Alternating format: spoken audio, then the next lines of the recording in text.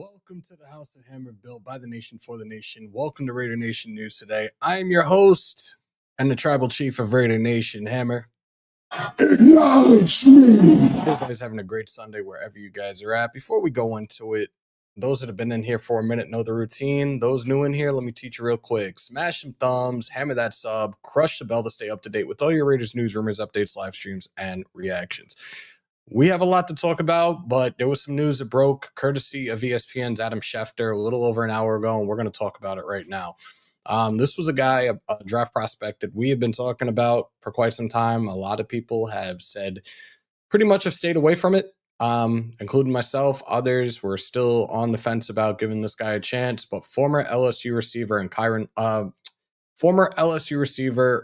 Kyron Lacey was found dead Saturday night in Houston. An LSU official confirmed to ESPN on Sunday. Cause of death was not immediately known. As y'all know, and for those that don't, Lacey was accused of causing a crash that killed a 78-year-old man on December 17th. Fled the scene without rendering aid or calling authorities. On January 12th, he turned himself in to authorities, was jailed and released on $151,000 bail. The records indicated that Lacey was charged with negligent homicide, felony hit and run with death of reckless operation of a vehicle. Grand jury was to begin hearing evidence in the case tomorrow. Tragic incident. There's really not much to say about this right now. It's a very delicate and very sensitive situation. Thoughts, prayers, strength, and faith with Lacey's family, his friends, and also the victim that was killed tragically back in December. Let me do a quick roll call. See who we got in here. GM Walt is here. Anthony Can't Get Right. Raider Ryan. Alex Bushido Brown. Let's see if I'm missing anybody. DeMarcus Webb. Rorschach. What's up, guy? Raider Loso. Am I missing anyone here? Steel Cage Savage. What's good, man? Fitzy. Anthony. MGs. More and more coming on in as we're just starting. We are on multiple platforms today. We are back on StreamYard. So we're on X, we're on Facebook, we're on YouTube, we're on Instagram, we're on Twitch, we're on all that fun stuff. So you guys saw the thumbnail, and this was something that I saw last night, and you guys have known my thoughts about this one specific quarterback. I have not been high on him, and reason being, I've watched him throughout his collegiate career in Texas, and we're talking about Quinn Ewers right now, for those unaware. He did meet with the Raiders. He was one of the top 30 visits, and he was on the Rich Eisen show the other day, and I'm going to pull this up for you guys. I want you guys to hear what he had to say. Oops, that ain't it. Sorry, guys. Getting to meet, Pete Carroll and, hearing him talk about Stark a little bit is awesome. It's a real time for me. Just trying to enjoy it. But I imagine when you're sitting, for instance, sitting across from Pete Carroll, do you start in your mind's eye to envision like, oh man, like I'm a Raider quarterback right now? Like, do you start to get that feel, like envision, like, all right, this is what it would be like being on that team? Yeah, totally. And, Coach Carroll is awesome. He just is always talking about compete. That's like, I think he probably says that word 100 times a day, and it'd be super cool to be part of a program, part of a franchise that, they live and die by how they compete. It doesn't matter what you're doing. If you're in the building, he said you're either competing or you're not. There's no in between. And I feel like that's kind of how I already live. So it definitely would be cool. Quinn Ewers, Vegas, that Pete Carroll meeting, I would just say file that one away. All right, we'll get rid of that. So pretty much, long story short, it sounds like he would be thrilled to be a Raider. Pretty much loves what he heard from Pete Carroll, Uncle Pete. For me, you guys can start running with that too. We can start calling him Uncle Pete. But he loved the meeting that he had with Pete Carroll, and he would like to be a Raider. He would like to be in Vegas. We've talked about his performance at Texas, especially over the last 2 years, riddled with injuries, a lot of unnecessary mistakes, especially his last game against Ohio State. It's hard to really be like, yeah, I want this guy here. And I've talked about this on several occasions over the last few months, as it pertains to him, as it pertains to any quarterback that has come out of Texas in the last 20 years. The only one that was a starting quarterback at the next level was Vince Young. The rest of them have served as backups. Colt McCoy was in the league for a very long time as a backup. I with Ewers, and last year it was Sam Ellinger, and you guys know how I felt about that one, but somebody had said it when I put the post up. I believe it was last night when I put the question up on X. And I've said this as well, but I'm still just like very, very much on the fence as it goes right now, as it pertains to Ewers. Yeah, I think with the right coaching staff, you can develop him. We see the situation right now that we have in terms of Geno Smith. Geno Smith has started the last couple of years, and at 34 years old, again, he still has a lot of tread on those tires. As first couple of years in the league between the Jets and the New York Football Giants, he was a backup for the most part. He went to Seattle. He learned behind Russell Wilson for 2 years and then ultimately became the starter after Wilson was traded to Denver. He's had a solid last couple of years. A lot of his numbers rank in the top 5, if not the top 10. Last year was a different story, especially with the new head coach at McDonald up in Seattle. Am I still looking at Geno Smith as a bridge gap right now? Yes, I am. Does that mean this is the year that we go and get a quarterback, especially a quarterback early in the draft? Absolutely not. If you're looking at a guy like Quinn Ewers and you like what you see and you think that you can develop him, go for it. But I'm looking at day 3. I don't think that he is a second round pick right now. And realistically, if we were to go that route or even draft somebody like Will Howard, who's the odd man out in that quarterback room? It ain't going to kill us. It's not a lot of money. It's like a little over $1 million. But the writing might be on the wall for another quarterback on that depth chart right now, and I'm talking about Aiden O'Connell. Remember when the Longhorns had Ham, Lamb, and Jam running back? Yeah, I can't with you all. I would target Will Howard in the 4th, maybe trading up a smidge. Okay. I was born in 75 and was too young to know. Like, I'm good with them meeting with him. And again, sounded like he had a really lot of good things to say about the organization, about Uncle Pete. Where's the Mokes at? The Mokes would be like, no, keep O'Connell forever. Like, no. Because I'll tell you one thing right now, there's a huge difference between Ewers and O'Connell. Under pressure, Ewers can move. Ewers doesn't look like he's in quicksand. Huge difference right there. Most definitely. We know, again, talking about Geno, we know the $85.5 million extension. He's going to be here for 3 years. You know that there's an out in that contract. I think the guaranteed was $65.5 million anyways.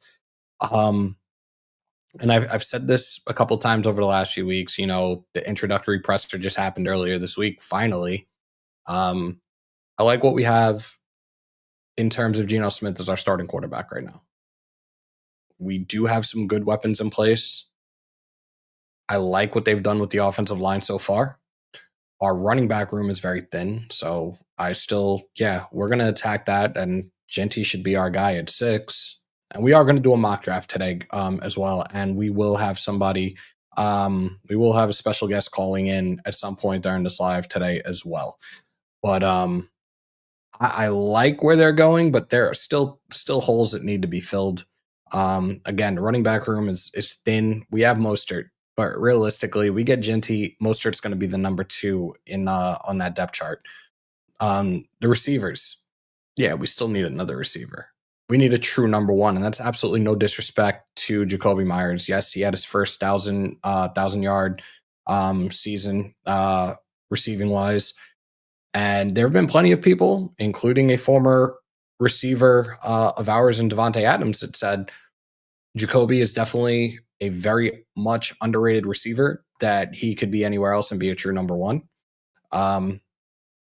let's see what that chemistry is like between Geno Smith and Jacoby Myers. Do I think Jacoby Myers is going to have another solid year? Yeah, I think he could. Bowers, I think we're going to see another ridiculous performance out of him this coming season, but I do think that we do need another receiver. Tyler Lockett is still out there. Are we going to sign him on like a 1-year deal? I don't know. We already know the ties with Uncle Pete. We know the ties with Geno. Oh, shit. And I'm talking about Lockett, and Walt actually said it in the chat. Hold on.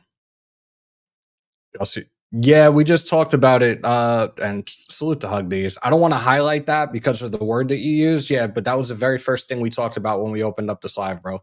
And again, thoughts, prayers, strength, and faith with his family, and again, the victim that was tragically killed back in December. Go to Walt. We need Tyler Lockett, then maybe a receiver in the second, third, or fourth round. Walt, I've constantly been doing this, and a lot more recently than when we were doing the earlier mock drafts. Second round, I've been looking at receivers. So it's been a kind of a back and forth between the receivers and a corner. And then you guys saw the mock, which everybody's saying like is the most goated mock that we did earlier this week in terms of the trade package that we got with Dallas. We moved back from 6 to 12, still got Genty. We got an additional pick in the second and the third round, if I remember correctly, and we ended up getting a receiver and a corner in that second round. It was definitely like it worked itself out perfectly because it's exactly what I'm looking to get. If I'm in that war room, if I am John Spytek, I know the needs. I know what it's going to take for us to compete. Compete. Salute to Uncle Pete. I definitely know that, and I've said this to you guys time and time again for weeks on end now.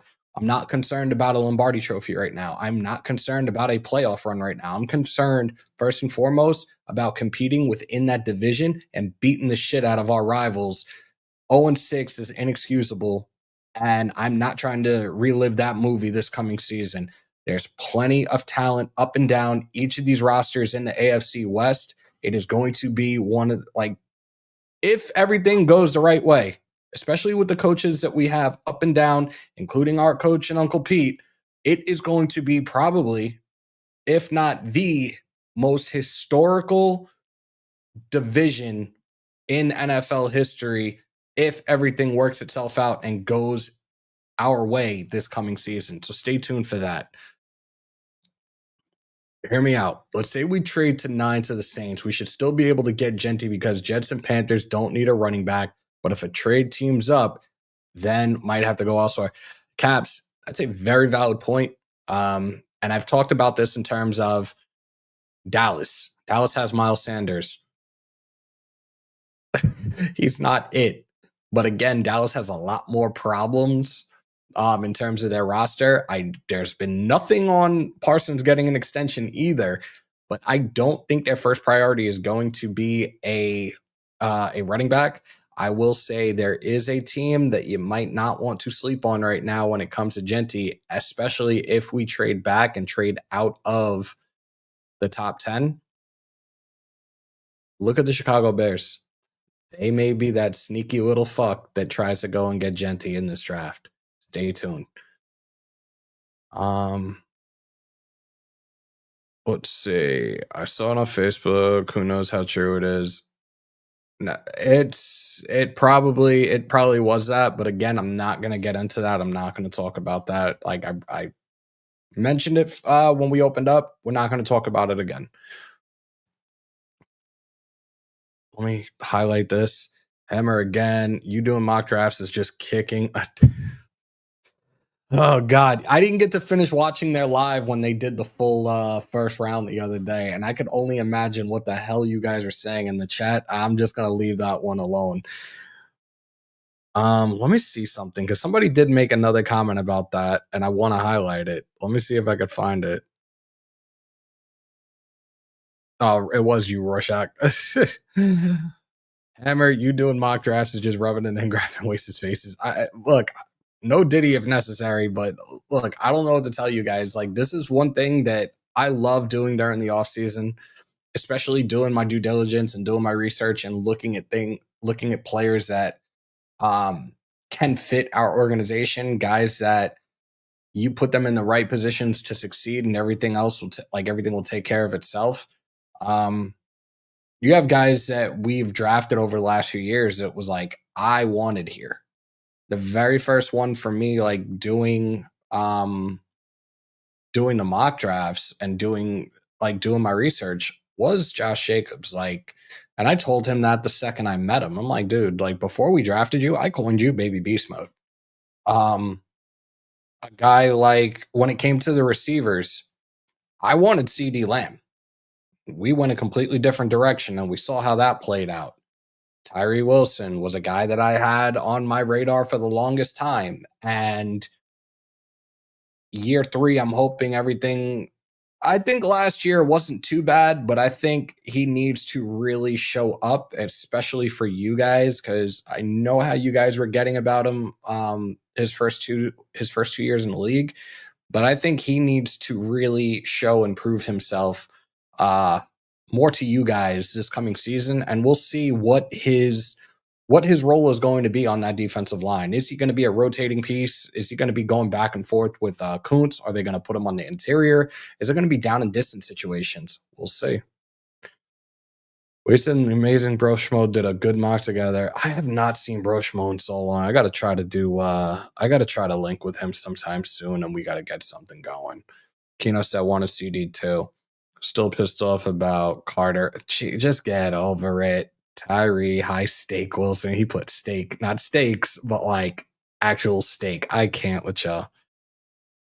Rorschach, come on. You know I appreciate it, man. And I appreciate all your guys' support. I really do. Salute to the 94 we have in here. Again, we are on a whole bunch of different platforms. If you haven't already, do me a favor, smash some thumbs, hammer that sub, crush a bell. If you guys want to be a part of the conversation today, come on over to YouTube, Raider Nation News Today. Hit that subscribe button. Doesn't cost you a thing. And you see where we're at right now, 10,204. We're on that road to 15K. Let's run that shit up. CGR said, get the fuck over it. Yep, there it is. There we go. There it is. Oh my God. All right. I'm trying to see if there's anything. We talked about Ewers because that really was the main thing today. And again, I do think with the right pieces, I think with this coaching staff, can we develop him? Yeah. Can we develop him into a starter? That's ultimately up to him and his performance and how he takes everything in.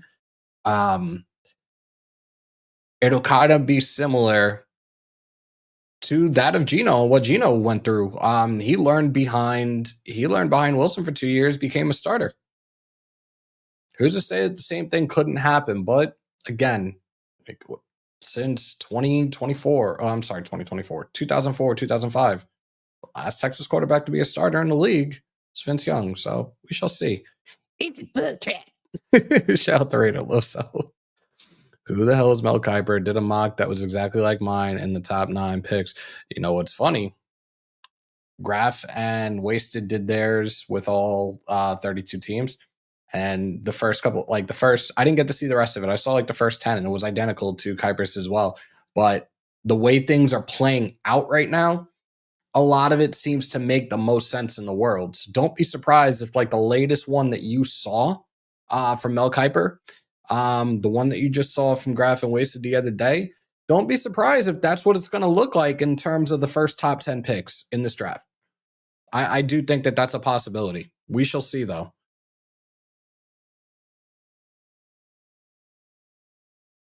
Crazy. We're about big Raiders. I was not. We talked about it for several weeks, especially after the incident. I said that was something to stay away from. And it's crazy because I sent the message to Graf when I got the news earlier this afternoon. And I straight up was like, dude, didn't you just talk about him a couple of days ago? You were like, oh, would you give? I still wasn't going to. And there's reports out there about Ruggs right now that he might be out in another year or maybe under a year and might be trying to make a comeback into the NFL. I want to see who's dumb enough to take the flyer and take that chance. I wouldn't again.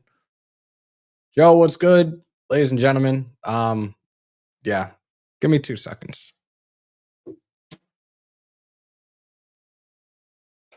think my phone was ringing and I wasn't paying attention. Oh, it was actually that guy. Just give me a thumbs up in the chat so I know you can hear this audio.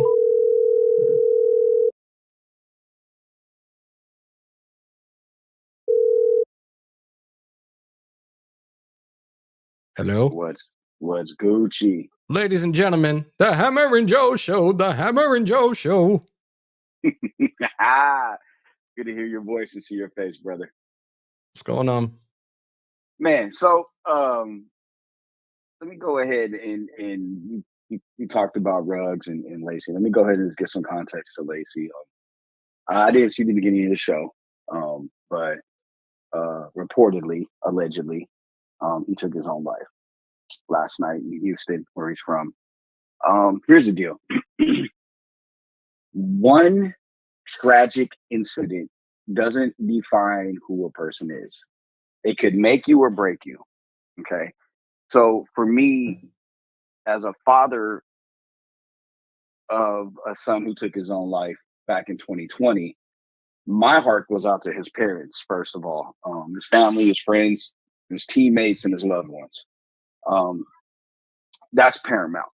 Okay. The next thing with that is he needed a support group around him that could help guide him through that incident.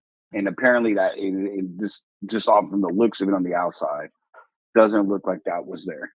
It looked more like, he was going through this thing alone. And isolation during times of depression, as we all know, is not a good look, and it's not something that is needed, and that doesn't help any cause. So if y'all going through it, there is a line you could call, and there is a text message that you can go to. You can just type it in,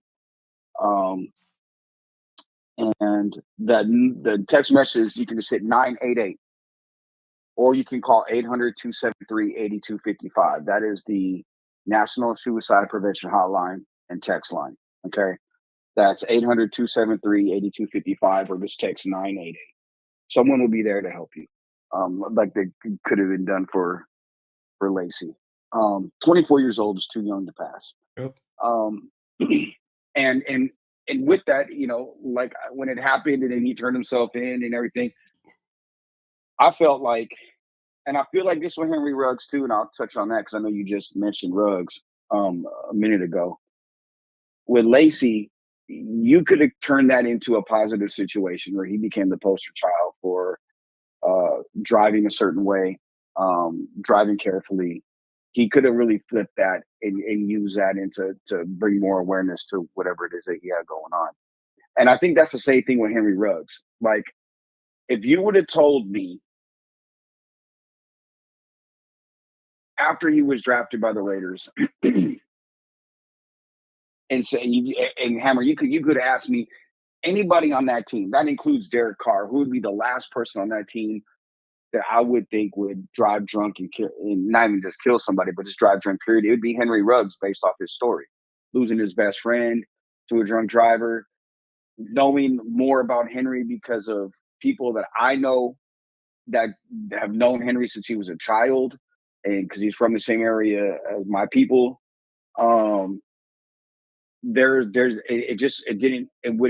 It would never have been a thought in my mind because he was one of the cleanest prospects coming out as far as off the field. Yep. And what happened that just tragic night, because full disclosure, I'll share this. I don't think I've shared this publicly.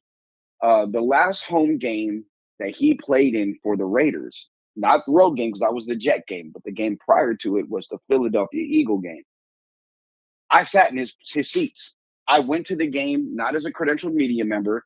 I wanted to go hang out and just have a good time. I showed up. I got a text from his trainer, who's a good friend of mine, named Dion Hodges. Dion hit me. He was like, "Hey, like Henry left you 4 tickets to the game." So me and some of the homies went to the game, and I was just taken back because Henry was always cool with me. And there's way more to the story than what people actually know. about what happened and the events leading up to it.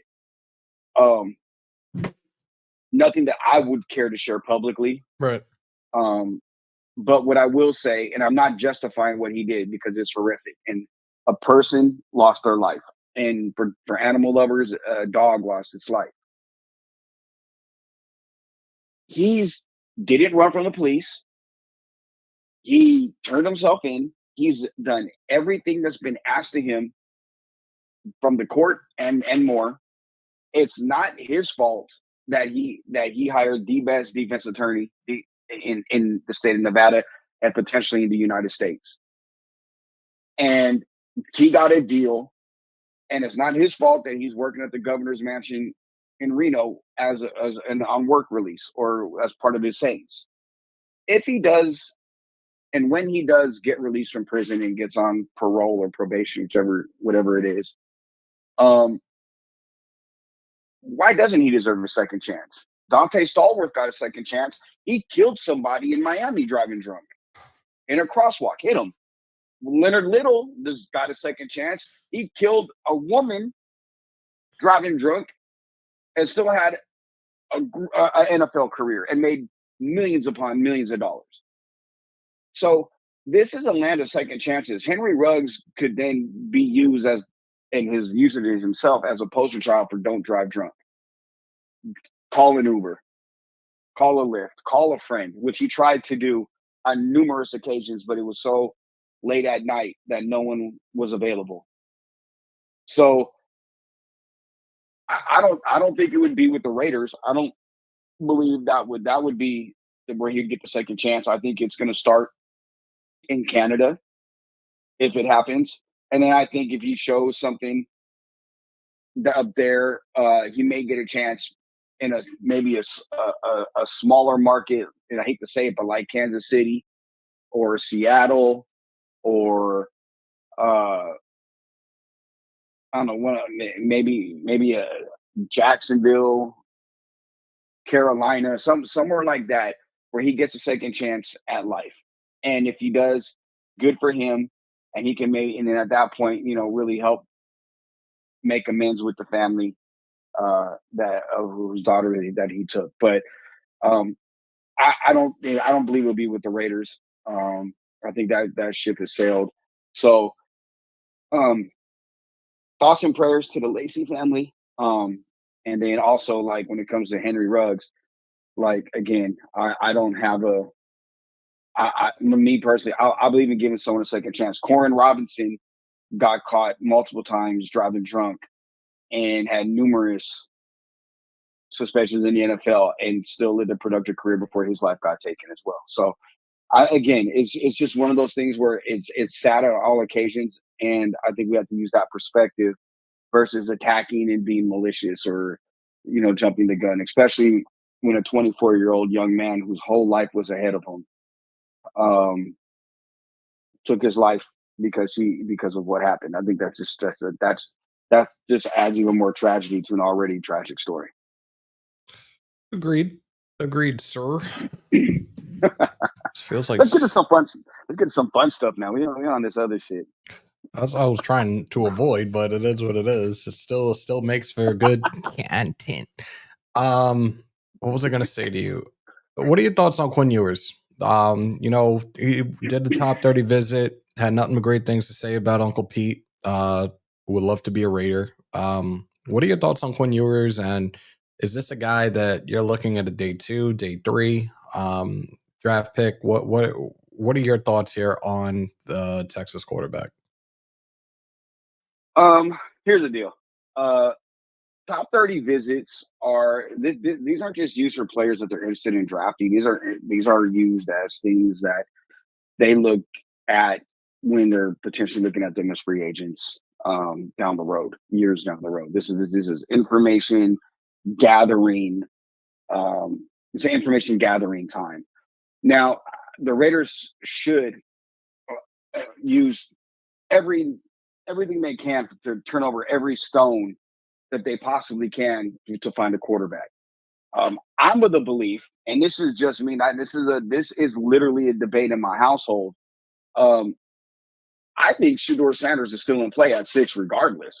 If he's there at 6, I think he's still in play. And the reason is simple. He has a couple years to develop behind Geno Smith, where he learns a system. He learns a way. Geno's deal is, 3 years?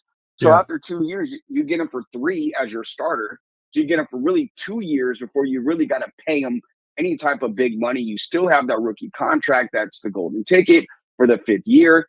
I would not be surprised if that's still the pick. And I know it's easy to put Genty and maybe I don't necessarily subscribe to that thought that, is because it's simple and it's there. It's what it is. I like kind of taking a different approach. Genty's a terrific running back, but I also think he's a really good running back. I don't see the generational stuff that everybody else. He's not Barry Sanders at the same size as Barry Sanders. He doesn't move like Barry Sanders. I've watched the guy in person 3 times. He doesn't move like Barry Sanders. He's a one-cut running back. And there's nothing wrong with that. He's very good at what he does, but he's not generational. He's the best running back in this class. And now because Saquon Barkley and Josh Jacobs' success and running backs have become in vogue again, it's not necessarily because he can stop on a dime, spin, make a guy miss, make a cut, jump cut, make a guy fall, tie his shoe, and then take off and run another 80 yards for a touchdown. So when it comes to Ewers, though, I think they're doing their homework as they should. They're doing it on him. They're doing it on Jackson Dart. They're doing it on Milroe. They're doing it on every quarterback, Shedeur, every quarterback in this draft. So it's information gathering. And unfortunately, I'll leave it at this. We live in a time in an age where everybody can create content and create and say their opinion, and depending on how many followers or they hit the right hashtags and algorithms that people think that their opinion actually matters, when it's not actually the case.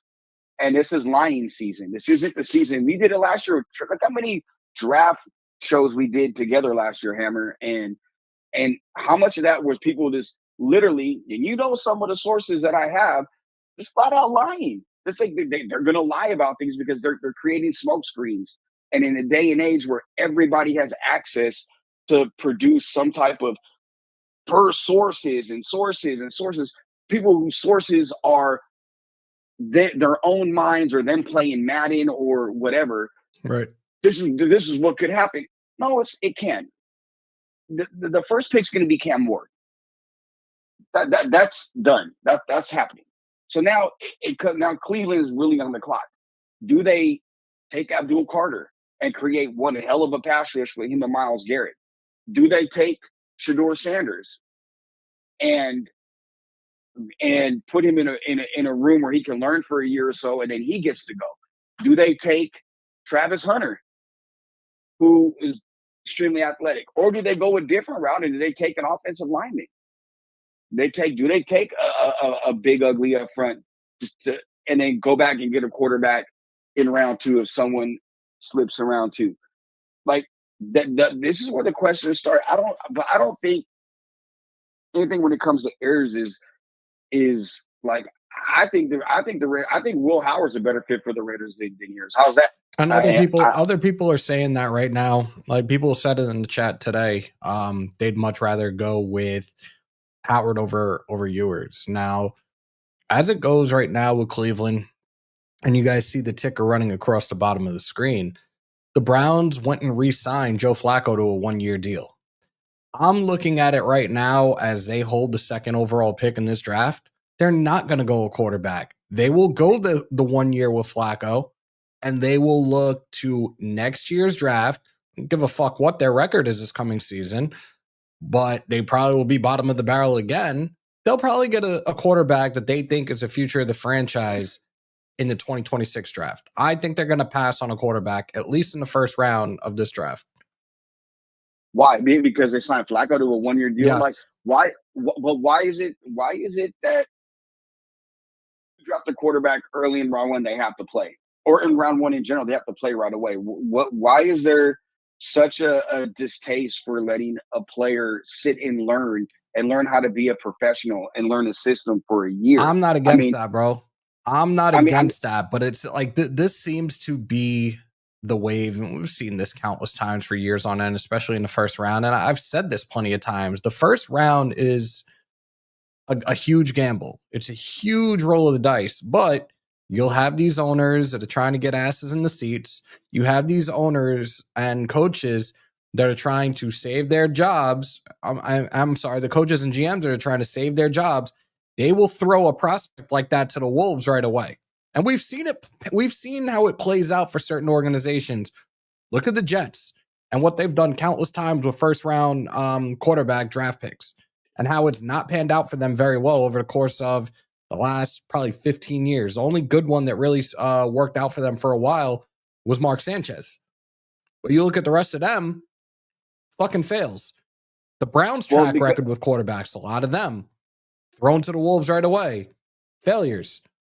It's dysfunctional franchises draft quarterbacks and rush them. Yeah. And that's my point. Maybe, and Joe Flacco, comeback player of the year just a year ago. Yep. With Cleveland. And he comes in and they should never let him walk out the door, to be honest. But now you bring him back. This could be Kevin Stefanski saying, hey, look, we're going to take a guy and we're going to develop him. We're going to have a look. We're going to take a year. We look at what Kansas City did with Mahomes. We look at what Green Bay's done with Rodgers and Love. We're looking what Minnesota really essentially did last year by starting, even though he got hurt, but Darnold over McCartney. Like there's instances where it's starting to come back in vogue. And to me, it's getting back to that point to where they definitely are going to start having a little more patience with the development of quarterbacks. Because yes, you have that 5-year golden ticket if you have a really good quarterback. Look, CJ Stroud took a step back last year. We're going to be honest about it. Yes. CJ, and I love CJ. He's from my hood, from my neck of the woods, sitting next to where I grew up. My people trained CJ. CJ took a step back. We'll see what Jay does this year. Is Jay going to take a step forward, which I believe he will, but there's a chance that he could take a step back after the great year that he had. So that's why Washington is going all in while they have the golden ticket. That's why Houston is going all in while they have the golden ticket. The Browns are in a different situation. You got the most dominant defensive lineman in the game. Like no disrespect to Max Crosby, TJ Watt, or anybody else, Trey Hendrickson. Myles Garrett is just different. You have a team that it's in a division where, as we all know, that division is black and blue between the Steelers and the Ravens. The Bengals defense was pretty damn good, and they got dudes. And then Cleveland's defense, that's a defensive division. So what do you do to change that? Well, okay, you get a quarterback, and it could be a young guy, because guess what? The rest of that division, every single one of their quarterbacks are on big time deals. So why not? Except for Pittsburgh. So have you heard anything in terms of this situation as it stands right now with Rodgers? Like what? I thought he was gonna. I thought personally, I subscribed to the thought that Rodgers was gonna pop up at Pat McAfee's big night out and make the announcement that he's signing with the Steelers there. But that obviously didn't happen. I think that's the most likely situation. I think he's just taking his time. And I think they're very aware of a time frame and a timeline with that. I mean, look, Mike Tomlin has the utmost respect from players around the league. And I know, for instance, 12 has that respect for him. So I would not be surprised if he's like, look, I'm going to work out a little bit, throw with DK, and then, by this day, I wouldn't be surprised if it's sometime this upcoming week, that by the 18th, that he makes an announcement. That gives him a week before the draft. Yeah. That way, their plans. Because look, Jackson Dart's going in round 1. Now, and I think, and we talked about your mock off air, and that's a great mock. That was a great mock. And I see someone in there say in the chat, I perused it while I was on the phone, or while we're doing this my phone closed now, and it said, well, trade the generational talent for more picks. You got to have two to tango. And not all, like it's old domino saying, not all money's good money. So, I mean, I think that there's definitely definitely Shador's going top 10. I don't think he makes it to the Saints at 9. Genty's going top 10. I don't think I mean, the Raiders could take him at 6, but does Pete want to take a running back? Pete's never taken a running back that high. And Spytech, during his time, they don't take running backs that high either. That's why, to me, it's going to be a quarterback or a defensive player. And I would do this. And you can call me crazy for this, Hammer. I would, if I can find a way to trade up and get Travis Hunter and give up a pick next year, a number 1 next year for him, I'll do it. Because what you do then is you cover basically you got 2 positions covered for the next 2 years. A guy that's probably going to would go top 2 in any draft. Why not go get him? You get a cover corner and you get a elite receiver. I talked about this the other day as it pertained to Travis Hunter in this draft. And like, there was something that Urban Meyer had said about him that really like was an eye opener to me. And this is another guy, like, all of us now have seen the two-way player in Major League Baseball in Shohei Ohtani. We've seen a guy that can hit, that can field, that can pitch. I would love to see a player that can play offense and defense. And Urban Meyer said, dude, it has that same energy from play 1 to play 174, playing both sides of the ball. Like, if that opportunity presented itself to us and we had the opportunity to take Travis Hunter in the first round, I'd be all for it, because look, we have a check mark for both a receiver and a corner, and then we let everything take care of itself. If we get him in the first, if we still have that second round pick, then yeah, maybe I'll look at a running back then. Well, is Amarion Hampton going to be there at 37 for us? No, he's going round 1. I've been saying I see him going in the first round, but like, look, I'm of the belief he's the best running back in this class. That's just my opinion. He ran for over 1,000 yards in a tough conference, a Power 4 conference, and then he ran for 1,600 yards without a quarterback worth a damn last year for Carolina. He had a better year than the year before when he had Drake May as his quarterback. And here's the thing: let's say Cleveland was open to moving that pick. Cleveland would most likely Shador will be there at 6. They can get their quarterback at 6. And I see Walt make a comment that Dart is not going on the back end. No, he's not. The Steelers are very, very much in play for him, Walt. So you think they'll take him? You think they'll take him at 21? I think it's very likely. I think he's definitely in play there, because what happens is then again it goes to if and when Rodgers signs, they're learning for a year or so. Like again, like this, Rodgers has become a journeyman, and unfortunately, and that's not how I want to see his career arc play out, but that's what it is right now. Right. And I think 12 did a hell of a job helping Jordan Love. He's never been a player that doesn't help other players get better on his team. Right. So to me, that would be and I know if Steelers fans who probably aren't watching this, that would be probably a perfect scenario for them. The Saints could very easily take him at 9. Again, like, why if there's the first 3 quarterbacks where it's Cam Ward, a drop off, and then the drop off in the if you look at Dart and Sanders, there's not a big drop off for either one of them. Some people like Dart more, and Sanders is right there by a gnat's pubic hair, and vice versa. Some people like Sanders and think Dart is just a shade beneath him. So it just depends. So I don't mean to cut you off, bro. Let me just respond to this comment in the chat. Shout out to Paper Chase Mace on this one. When is the last time a two-way player has changed an NFL franchise from bottom 5 into a contender? I'm telling you right now, I'm not sitting here looking, and I've said this, I don't know how long you've been subscribed to the channel. I'm not concerned about competing for a Lombardi trophy right now. I'm not concerned about a playoff run right now. I am first and foremost concerned about competing within that division, especially being 0-6 in our division last year. I'm not concerned about anything else. We need to build this franchise from the inside for guys that we know can compete against the talents within the AFC West. That way we can beat the shit out of them and start worrying about playoffs. We can worry about deep playoff runs. We can worry about making Super Bowl appearance for the first time since the early 2000s. But until those things happen, we need to address those holes that we need to, the needs of this franchise, and let everything take care of itself after that. Well, and let me just say this. I would agree with Chase.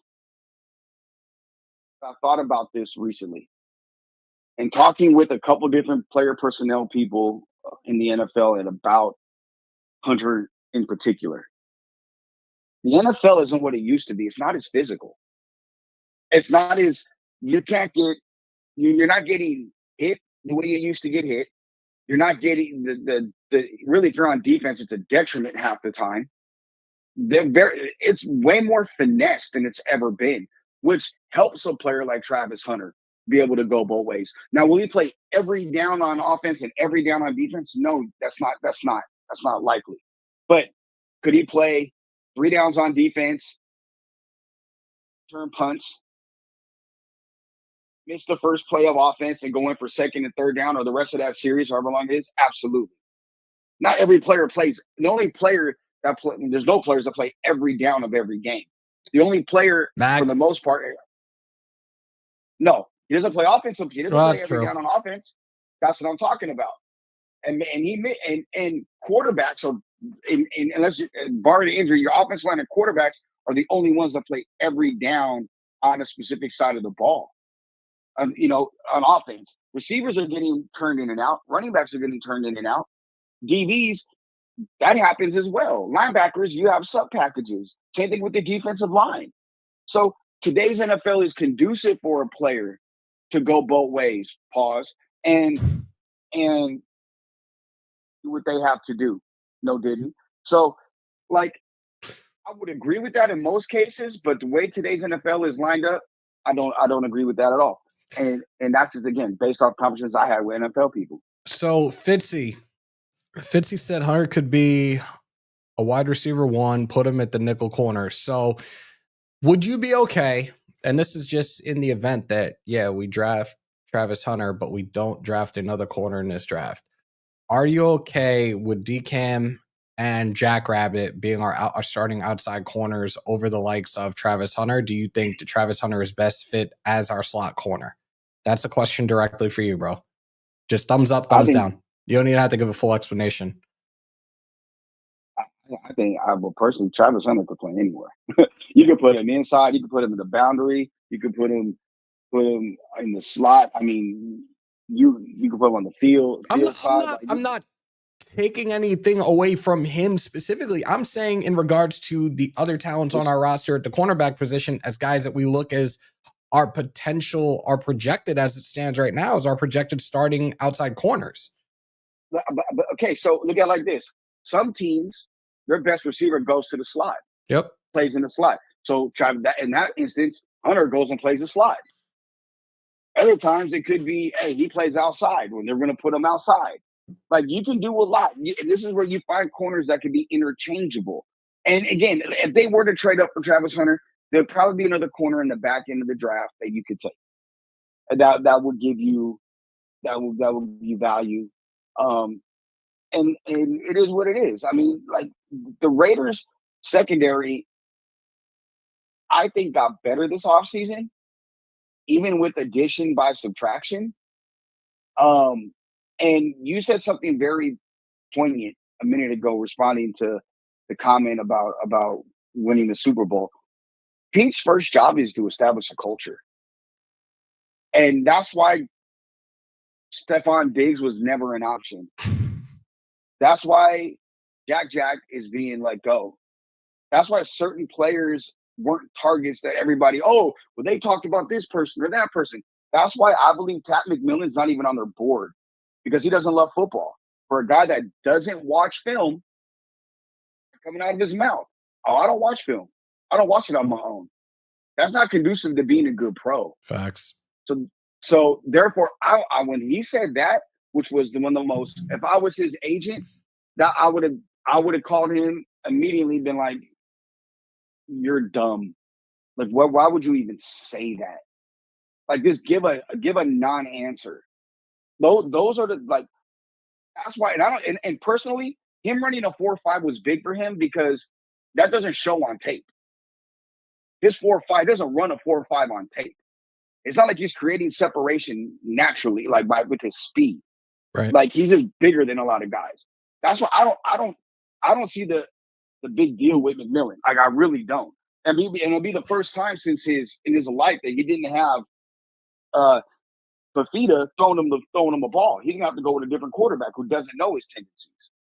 So there's, I mean, I don't know, like this receiver.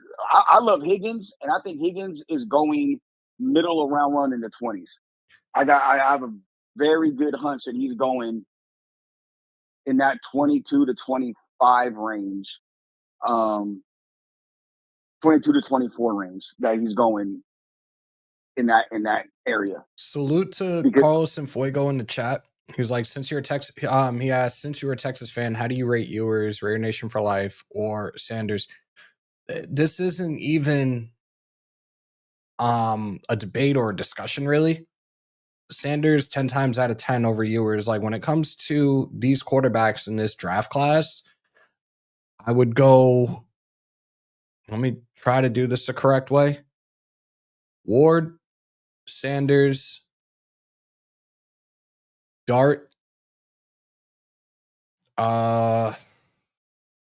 Milrow, Ewers, Howard, Gabriel. That's probably that's from 1 to 7. That's how I would rank them. And here's the thing, and you brought up corners, and I know Eric Stokes is there now. Yes, and I've watched Stokes since he was drafted. He hasn't been the same since he broke his ankle. He's been consistently and constantly hurt in Green Bay. Last year, he I think he missed a game or so, but he was basically being subbed in and out with Carrington Valentine.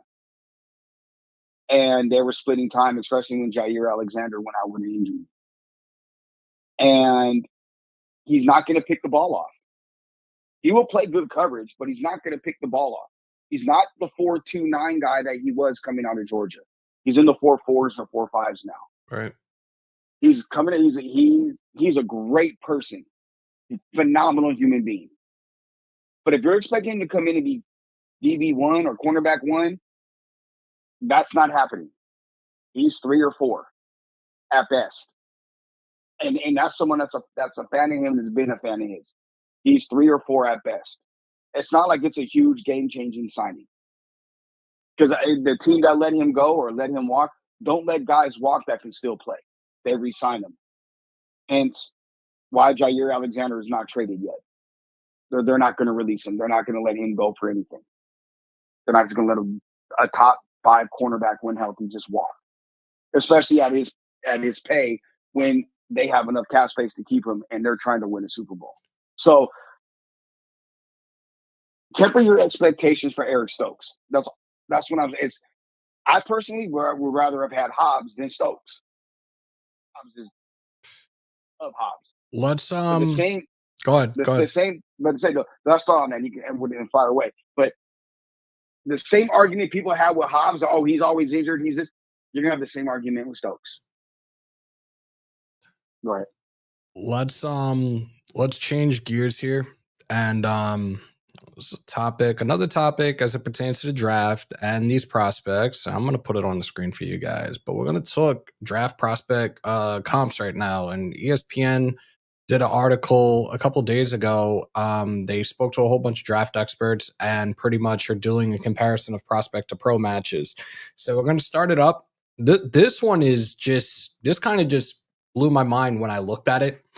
And this is a running back that you guys have been talking about it, or you were talking about this running back for months, and then it kind of faded out a little bit. At least I haven't seen too many people talk about this one running back, and it's Cam Skattebo, the running back out of Arizona State. His comp is Alvin Kamara. Running backs with larger frames are usually ground and pound types, but Scadaboo 5'10", 219 led all prospects at the position in receiving yards per game in 2024 at Arizona State at 46.5. That makes him similar to Kamara, another sturdy 5'10", 215 back who excels as a runner and a receiver. What are your thoughts on this one, first off? Okay. I like Scadaboo. His OC, Marcus Arroyo, was a really close friend of mine. You know that. Like, Arroyo was at UNLV, and me and Marcus, people make fun of a picture we have after a win where me and him are giving each other some love after a game, and someone said that the look that Joe and Marcus have for each other, I want that with my wife. So, like, me and Marcus are really close, and I know Marcus loves him. Ohio State running back's better. I think Scadaboo gets a lot of love from the national media because he's a white boy. Just to call it like it is. A white running back, and because he can move and do certain things, they look at how they jumped on Peyton Hillis. He's better than Peyton Hillis. Look at Mike Allstott, who's a fullback. He can do a lot more, but because he's white, they're making a bigger deal about him than he would if he wasn't white. So I think, and I just ask you guys to do this. Take out any and all emotion for a minute and just think logically for a second. The OC came from Ohio State. Chip? Chip. Both of his running backs and his quarterback are in this draft. Hit the receiver. Going in, he arguably is the best receiver in this class. What he does is different. I think he's undervalued. But you got Henderson and Judkins. Yeah. They're better fits for what Chip wants to do than Scadaboo. I'm not saying, look, like I said, people were, a lot of y'all in Raider Nation were very, very all about Scadaboo. And it's faded out tremendously over the course of the last maybe 2 months. He's kind of fizzled out. But there's a couple of other comps that I'm like, one specifically right now that I'm looking at, just drafted this guy last week when we did the epic all-time goated mock draft. I'm going to start running with that because you guys started it. Emeka Egbuka, the wide receiver out of Ohio State, his comp is Amon-Ra St. Brown. Sign me the fuck up right now. I'm here for it. So Desert Raider says Chip is not calling the shots. No, but good organizations go to their coordinators, Desert Raider, and say, who fits best?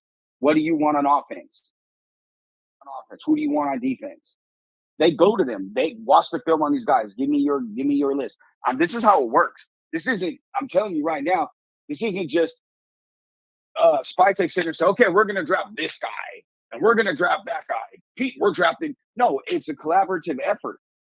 And they didn't bring Chip Kelly in and make him the highest paid OC to not get his input on guys that fit his offense. Yes, he could, Scadaboo's good, but Judkins does more powerful. He's faster. He's got more wiggle.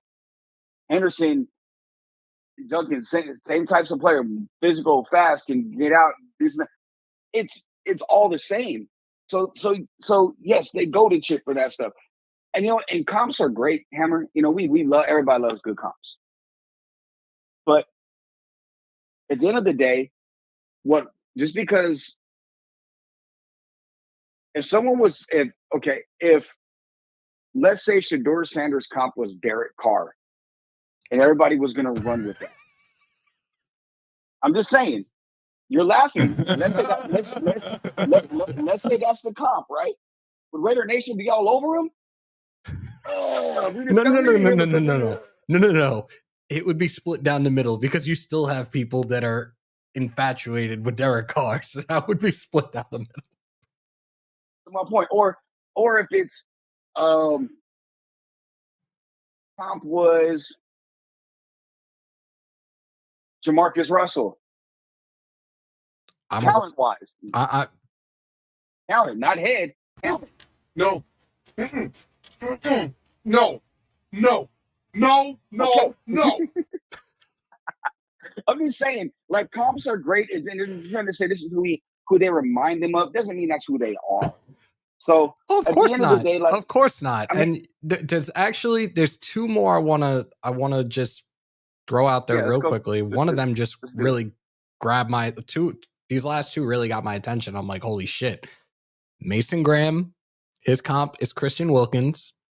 And my wide receiver out of Texas, Matthew Golden, his comp was Garrett Wilson. Wait, repeat that one more time. I'm going to wrap my head around that. Mason Graham's comp is Christian Wilkins. And Matthew Golden, the receiver out of Texas, his comp is Garrett Wilson. Matthew Golden, I'm not as high on him as other people. I'm not just, and there's reasons for that NFL people have told me that I'm not at liberty to say I'm not. I want to do. He I think he's due. I think he's going to slide a bit. Someone may love him and go around one. It just takes one team to like you. I think he slides a bit. Mason Graham is not Wilkins. No. No. Look, there's some people that think Mason Graham isn't the best D tackle coming out of Michigan in this draft. There's some teams that believe that. That's why, like, again, 6. I think the Raiders, if we're just about the draft, the Raiders are in a really good position, Hammer, to me, because they can move in any different direction. Could they take a quarterback? Yep. They could take an O-lineman. They could take a D-lineman. Hell, they could take Will Johnson, which, again, him and I think it's Mbuka, the receiver from Ohio State. I think they're criminally undervalued in this draft. There's far too much. Like with the receiver, for instance, it's because he didn't run a 4.2 or 4.3, or I think he ran a 4.3 this product, but didn't run a 4.2, and he's not 6'4", 215, but the dude was the best receiver for 3 years on his own roster, like full of first round receivers. Right. Then you look at Will Johnson. He played in 6 games this year. And he basically shut it down. They basically had him shut it down because they weren't going to do anything. It would hurt his value. He's not going to run a 4.3 or 4.4, but at a 4.5, people act like 4.5 is slow. They're still moving. And his ball skills are arguably the best in this draft. He's physical enough. And is he a max corner? Yeah, but I think he's better than Sauce Gardner coming out when Sauce came out. Ooh. How's that? There's a hot take for you. Damn. Well, comps, that's a comp, but he's more physical than Sauce, who runs away from contact. I'm drafting Deion Walker and Desmond Waste in this draft. What? I'm done. I mean, and I would love for us to do this one day. And we can't do it this year because the draft is 11 days away. A half away. Yeah, a week and a half away. But maybe next off season, every other week we change the narrative of who best fits the Raiders and what the Raiders need, and watch how many sheep follow. People follow content creators and people can say what they want about Mel Kiper. Mel Kiper is the GOAT when it comes to the NFL draft for what he did. The draft wouldn't be what it was without Uncle Mel. Okay. So if Uncle Mel says this, or if Daniel says this, or if Field or Matt or whoever says whatever, then it's like, ooh, we're going to go this direction. And yes, that's right. If you say something, or Graf says something, or if the Ninth Island, if Simone Raider and Fitz say something, or whatever content creators say something, and it's like, yeah, this is the right guy. Then everybody, oh yeah, we need to draft him. And then switch it up 2 weeks later, and yeah, we need to draft him. It's a whole different mentality. Just stop and just think about what the Raiders actually need. The type of player that they actually need. Don't worry about draft position. Don't worry about what fits what Pete Carroll likes to do. Okay, what Graham does on defense, what Chip does on offense, what Pete is setting as a culture, and Spy Tech. Those are the things that people need to look for. It's not, oh, well, because it's 6, they need a running back. It has to be Genty. No, this is a deep running back draft. You can get one in the 2nd and 3rd round and be just fine. You don't need to take them at 6. I don't subscribe to Mel Kiper's thought about you take the best. You don't take running backs in the 1st round. I don't subscribe to that thought. But I also subscribe to if the running back is just different. I mean, like different. Yeah, you take them. That's why for me, if Shedeur Sanders is there at 6, I would not be surprised if he's the pick. And you're like sitting here now when you said what you said in terms of the content creators. Like, I'm curious and I want to see those that are in the chat right now answer this, and don't take it any type of way when I ask this question. But why are you guys subscribed to me? And I'm dead serious when I'm asking you guys this right now. Like, why are you guys subscribed to me? I'm very curious to know now, just because Joe said what he said. I'm curious to know why you guys followed me. Because I could tell you in general, people want to listen to people that are like-minded or that are in the know or have access to people in the know, because they want to be as educated as possible. They want to have water cooler talk. Someone may not listen to Hammer, and so I can say this to my homeboys, and I'm gonna look like a smart guy if it happens. And then it's like, damn, bro, you know what you're talking about. And man, you need to talk to Hammer because Hammer, and then it's just what it is. And there's nothing wrong with it. That's cool. I mean, hell, people are making great livings off of it. I got no problem with content creators. I got a problem with grifters. And they always come out and they get exposed. Like one of them's been exposed this offseason. It's kind of funny to watch. Anyway, just don't take vast pictures with your kids because that looks like it's pissed. Don't. That's weird. Don't. Anyway, don't start. No, I'm not. I just said what I said. That was it. But anyway, but you have people like, again, shout out to Paul Gutierrez, now of Raiders.com. I can say it publicly.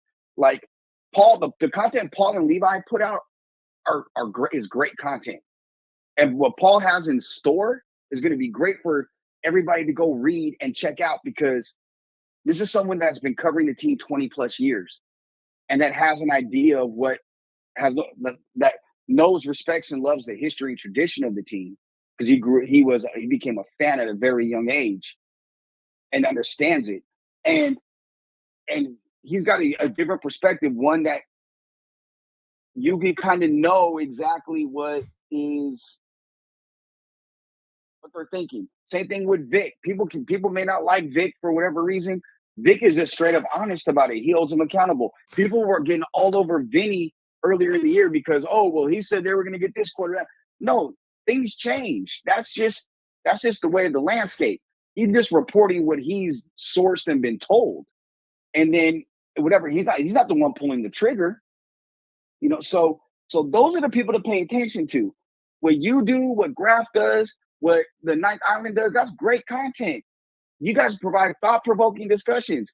I wouldn't rock with you if that's the case. Now that we're brothers, bro, I love you to death. Like I'm gonna rock with you 10 times out of 10.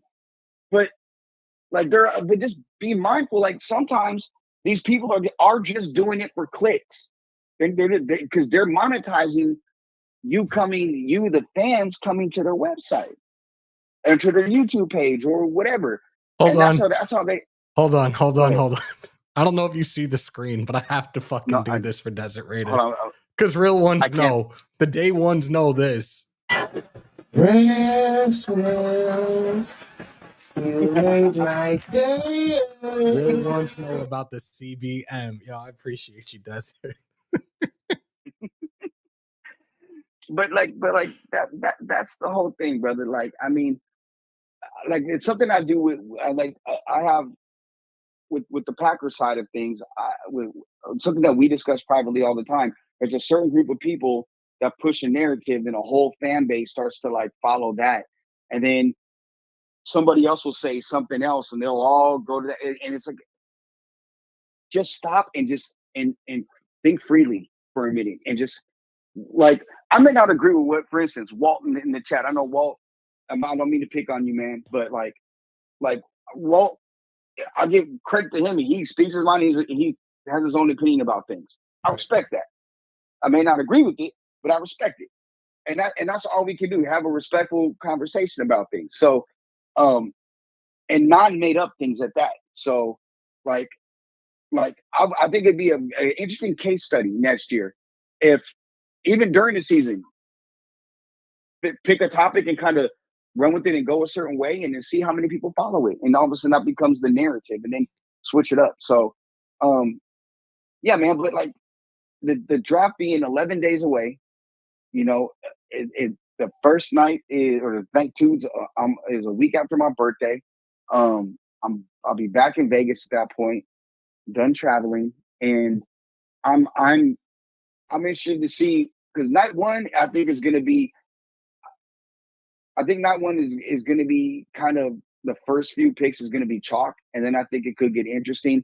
And I think the Raiders are the team that could make it interesting. Just I'm not sure if, unlike everybody else, that they're locked in on Genty like everybody seems to think. I don't think Spytek's going to listen to his son. I think he's going to do what's best because it's not like the Raiders are one player away. It's not like they're drafting Seabass in the first round because they need a kicker. It's more they need some pieces. And if it's Shador, if they decide to trade back a bit, let's say New Orleans does offer up a 2 and a 1, we'll give you a New Orleans move back for the spot. You get a second this year and a 1 next year. Then at 9, you have options. Do you take a D line back or do you take a corner? Do you take a quarterback? Do you say, hey, you know what? Okay, at 9, we're a little more comfortable taking maybe Dart right there and let him sit behind Geno for a couple years because we want that golden ticket. Because let's be real, the words out of Texas, and you should be happy with this, Hammer, is Arch Manning's coming back for another year. I knew that was going to happen. Everybody's like, oh, wait till next year. Wait for Arch. I'm like, Arch is going to play 2 more years. He's going to play 2 more seasons. There's no doubt in my mind. That makes me feel a hell of a lot better, especially about that program moving forward. Exactly. And so then you have the kid from Penn State and who? Nico doesn't even have a home right now. Nico, Lord knows where he's going to end up. He's not going back to Tennessee, and he'll have another year.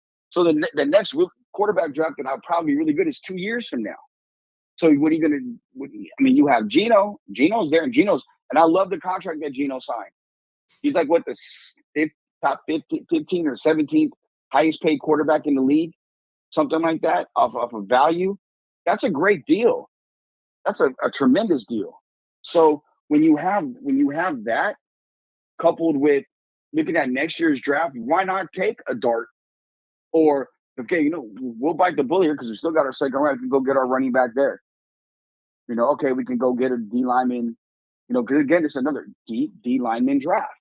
So this draft, aside from quarterback, sets up really well if you have D line, O line. You can get a quality player in the 3rd or 4th round in Noel Williams from Cal, who I think teams would be lucky to have Noel. I know Noel would love to be back in Vegas since he started off his career at UNLV. He played his first 2 years there. It was Mountain West Defensive Freshman of the Year, his freshman year in 2020. Noel's a different player. So that's, again, those are things that's considered. Not just, oh, it's easy. We're going to take Genty, and then round 2, we'll go get a receiver. Well, is that really a need? Jacoby Myers is the number 1 wide receiver. Brock Bowers is the number 1 option for a pass catcher. Michael Mayer is still there. Tyler Lockett is still out there and available to be signed, which I think there's a lot of talk behind closed doors on him being a Raider, which I think is likely. I think it's between the Raiders and Seattle. So there's still a lot of moves that can be made. But to lock in and say the Raiders are just going to take Genty at 6, I think, to have that type of thinking is what have gotten the Raiders to where they're at and that started a very long time ago. So Walt just asked, and this is for both of us, but I'm going to ask you right now, 37th overall, give 3 players, 3 positions at that pick that you would potentially look at. The ones off the top of my head right now would be, Mbuku, Hairston, Maxwell Hairston, the corner out of Kentucky, and the linebacker at UCLA, Carson Schlesinger. Like those would be my three guys. I'll say a D lineman. Mm-hmm. Don't have a particular one. Corner and running back. And I would think one of the Ohio State guys if Hampton's not there, because I think Hampton goes round one. I think there's going to be a team that two running backs. Walt just said this is if they take Genty at 6. Yeah, they take if we take Genty at 6, those are my 3 at 37. Then take the running back out, and I would say O-lineman. Because you can still get a quality wide receiver a little bit later in round 3. The D lineman, you can get a really good D lineman there. And I think, again, corner wise, I like to, a guy nobody's really talking about that's going to go round 2 or round 3. Missed last year was the Notre Dame corner. I'm an SC guy, so I'm not a big fan of Notre Dame, even though I have some kids playing there. And have guys that have played there, but I think his name is Maxwell or something like that. His first name. I like the kid. I like the kid from Kentucky, the Harrison kid. Mm-hmm. And I like that he added weight, and that's going to be the concern. The biggest concern teams have with him is besides the weight is he physical enough? Because he didn't show that on film. Now he showed that he's willing, but he came back, I think, against Texas last year and missed 4 tackles and just didn't look good at all. But he was coming off a shoulder injury. And he had, again, missed 4 games because of the shoulder. He is a playmaker. He definitely can go. He can run. But I think the end of the day is he going to be physical enough in the NFL level? Look, if I'm the Raiders right now, you know who I go sign? Asante Samuel Jr. Everybody's been talking about him for like the last 2 or 3 weeks, and salute to Big Bro in the building, Graph. He gave history as well. He says Siobhan Revel, Trey Harris, everybody, another receiver that we all love, and Donovan Jackson. But everybody's been talking about Samuel like the last 2 or 3 weeks. I mean, he's got his back. A back is a very, it's not like an ACL or something, because your back obviously connects your spine, which connects your whole body. But he can play, and he's damn good. And Pete, and here's the other thing too. When you look at corners, look at size. Pete likes long, lengthy, tall corners. He doesn't like short guys. Hey, no Diddy, man, no Diddy. So, see, I wasn't even going there with that one, but he likes long guys. Pause. So, again, that's where we take off the emotion, logic, and go with Pete's history. Richard Sherman, Browner, drafted from Illinois a few years ago in the first round. Those are guys that are like 6'1", 6'2". They're long corners. So he's not going to go out there a 5'10", 5'9" guy. He doesn't want those guys because they don't fit what he does. So those are things that, again, go look at history, because Pete's history is what it is. Spytech is writing his right now. And here's the thing too, signing Devin White to that deal, that's a great deal. Was for like a year at $1 million. I'm gonna tell you right now, I don't expect a lot out of Devin White. Okay.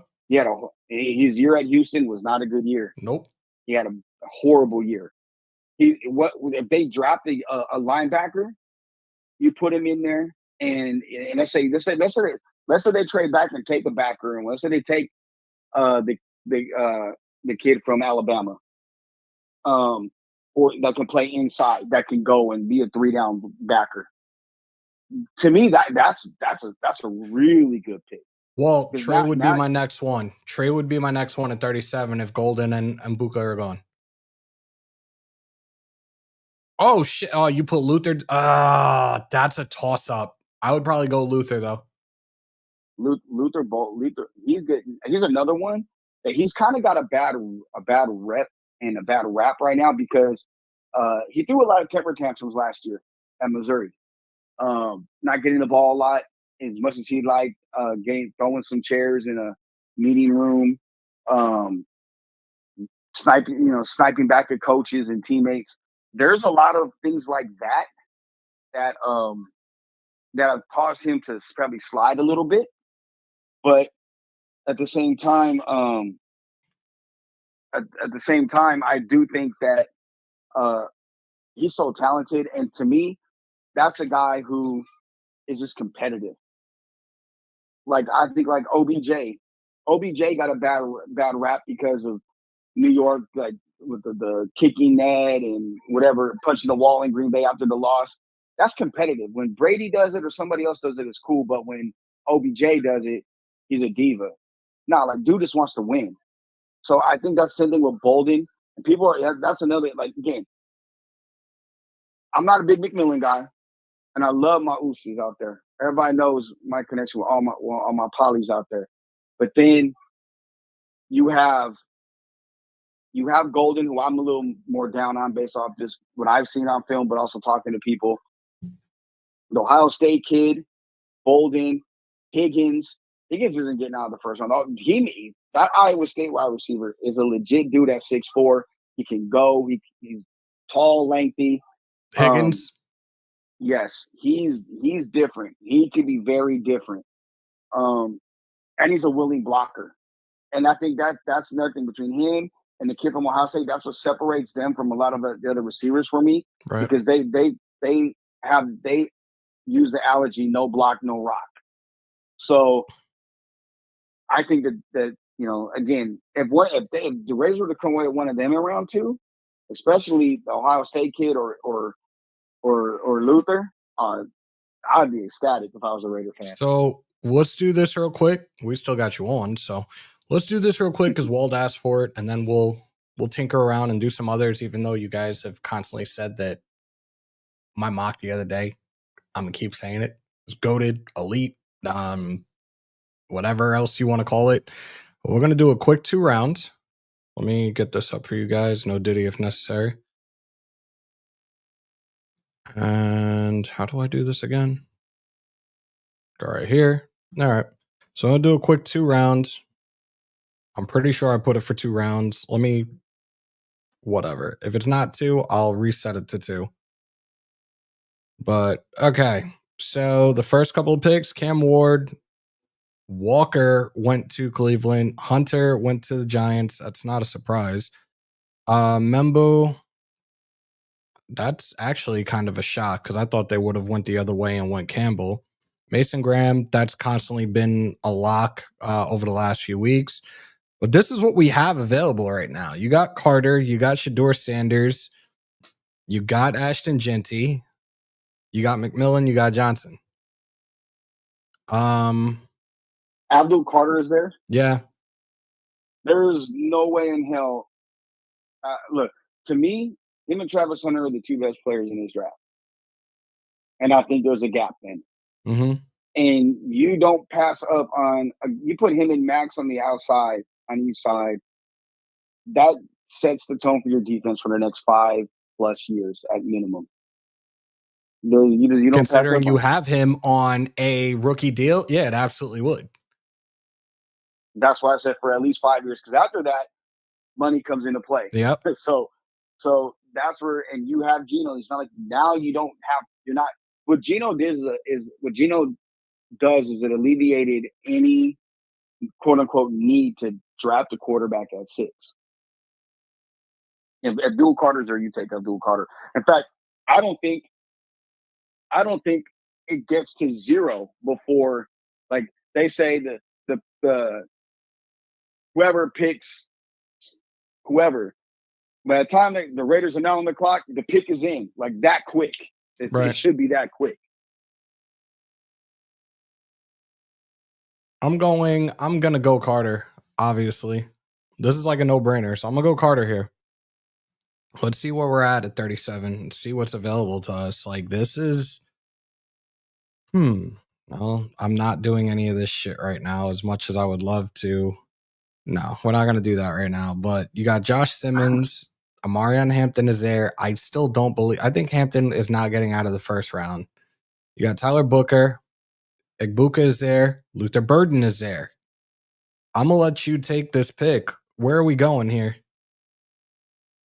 I go Hampton. Go now Hampton? You got your running back. Okay. You got your DN, and now you get your running back. That's going to be a 3-down running back that goes in. You're locked in. Oh, they really are making me do the full? I'm not doing the full right now. I just wanted to do the first 2 rounds. Well, go. We could run a whole like this. Fuck. I mean, look, you got me for a few more minutes. I'm going back out to my kids because I'm out here in Cali enjoying myself with my family. I don't get a chance to do this as often as I'd like. That's why I wasn't on earlier this week, guys. Hammer did call me a couple times. He even had a mutual friend even hit me up saying, "You need to get on, bro. I'm with the kids." Lyra, you know what? I'm going to go with Lyra because this is a guy that I've been talking about this week, a guy that could definitely fit the lack of depth that we have at the linebacker position, a guy that I said is going to primarily play in the box. I'm going to go with Carson Schlesinger, and then we'll figure everything out from there. Sounds good. We got a running back, we got an edge, we got a linebacker. I think the next need would be either a corner or a receiver. Will Howard is there in the 4th round. Take them. And those are the suggestions right now. I'll go with Will Howard then.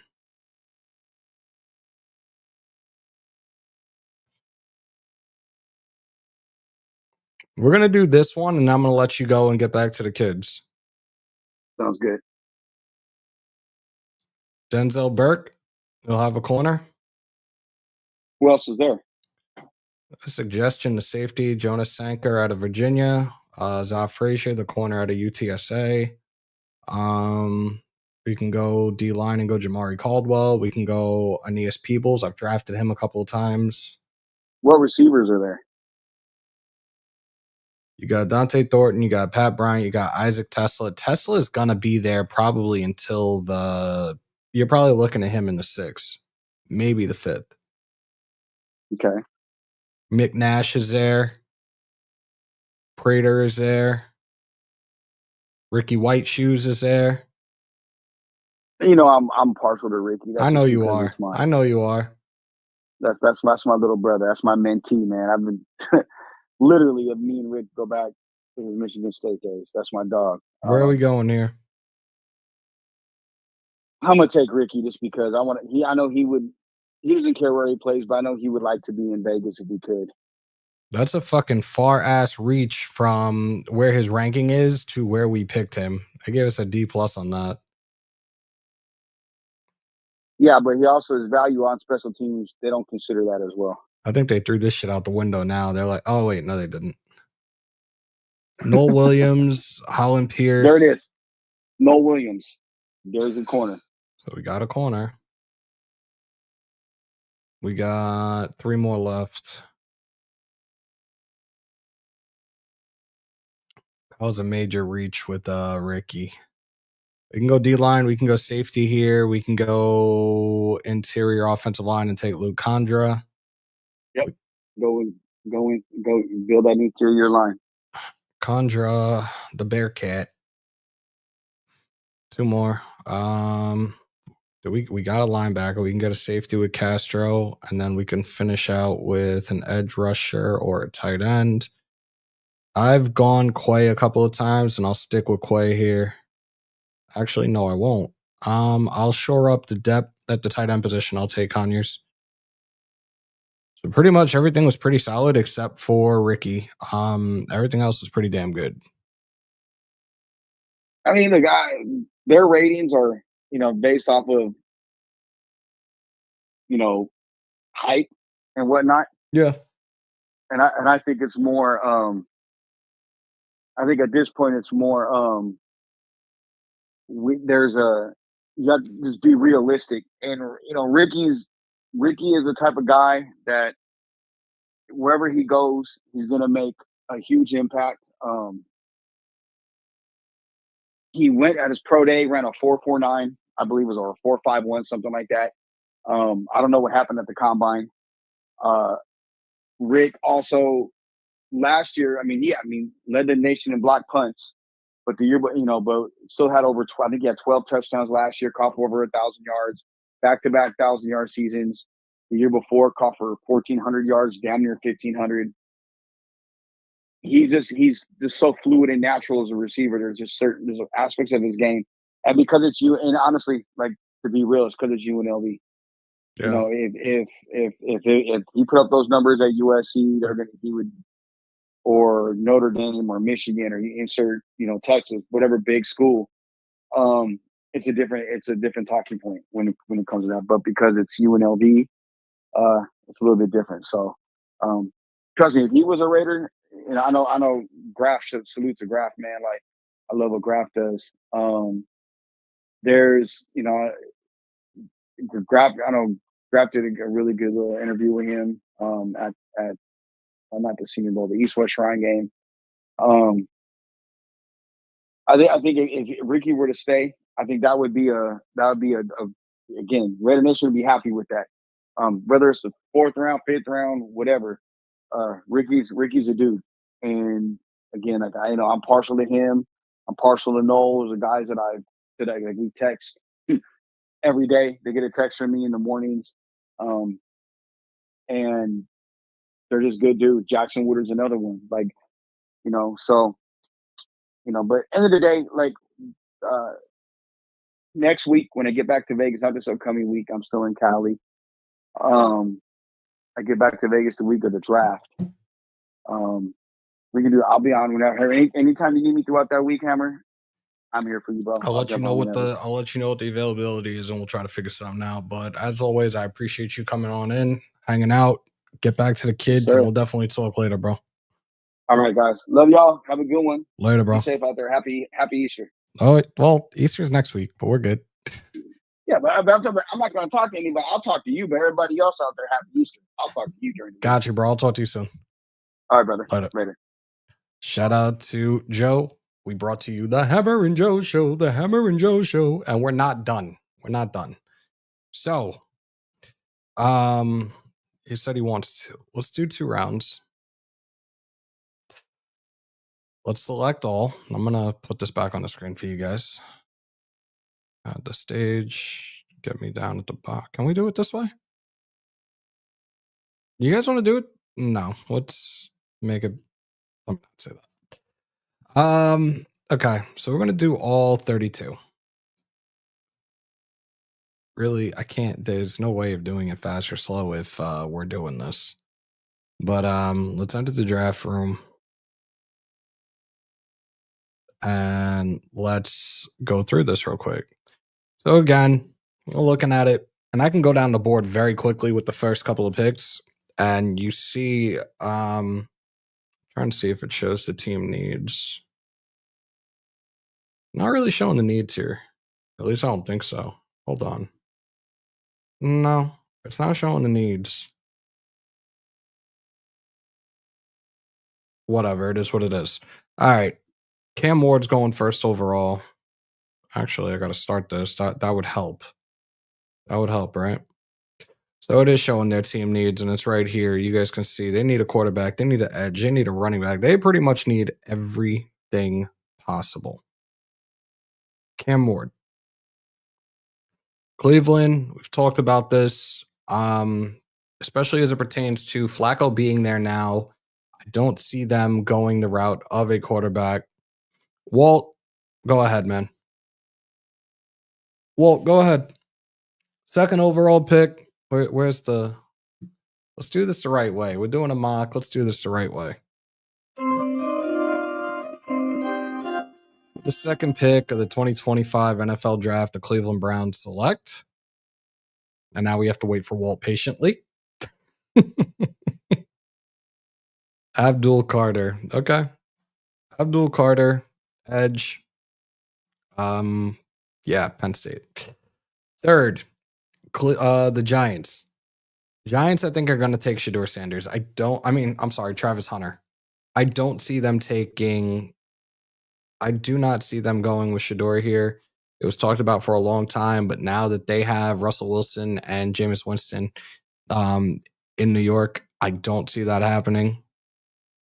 Who's Dan? Where's Dan? He said, let Dan do the next pick. Where's Dan? Who is Dan? Oh, Tessier. Tessier, my reading is terrible. Dan, where are you going here? Oh, you know what? We'll make this interactive for you guys. And salute to the Demon King. It was great talking to him the other night. Salute to the Demon King gifting 5 Raider Nation News Today memberships. I didn't pin it to the top today, and I apologize for that, guys. Salute to the new members. Easy. Anthony Young, Maximo, Bourbon Raider. Welcome to the family, guys. Where are we going with this? Or do I need to keep going? Salute to you, bro. Appreciate you. Dan says Travis Hunter with the 3rd overall pick going to the New York Football Giants. All right. Patriots. We've talked about this. I've talked about this a couple of times. I definitely look at them needing a left tackle, most definitely, to protect the blind side of second-year quarterback Drake May. I'm looking, and I've talked about this a couple of times. I see them going one of 2 ways. Either they're going Will Campbell, or they are going Kelvin Banks Jr. But I think right here it'll be Will Campbell, and Sider agrees. So here we go. Will Campbell, now number 5. This has been a consensus down the board for the last few weeks. I do see Mason Graham going to Jacksonville. And at 6, this is where we are. I'm going to let this sit here for a minute, and I'm going to put a poll in the chat. I'm going to put a poll on the YouTube side of things. Guys, come on over to YouTube, Raider Nation News Today, to be part of the conversation.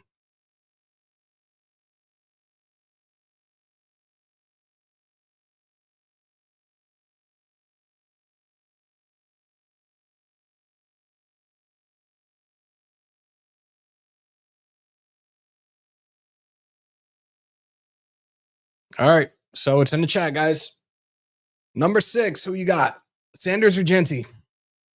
And I'm going to let that run for about a minute. 3. Damn, this shit is off. All right, 3:39. I'm going to let it run until. And I want to say, hey, yo, pause. In real life, we're taking the quarterback, I hope.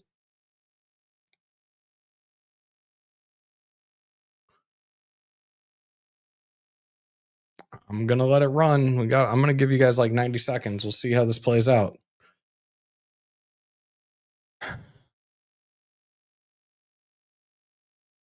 Davis said, fuck it, just take the quarterback just for fun.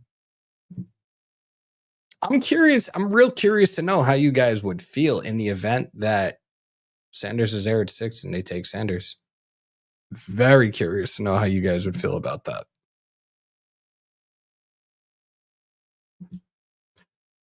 Luis says, Shedeur, I don't got to think twice. The chat is 50-50 right now. You guys have about 35 seconds left.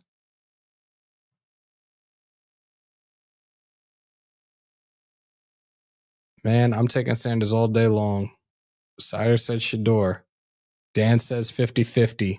Brady be pounded for Sanders. Hey, yo. No, Diddy.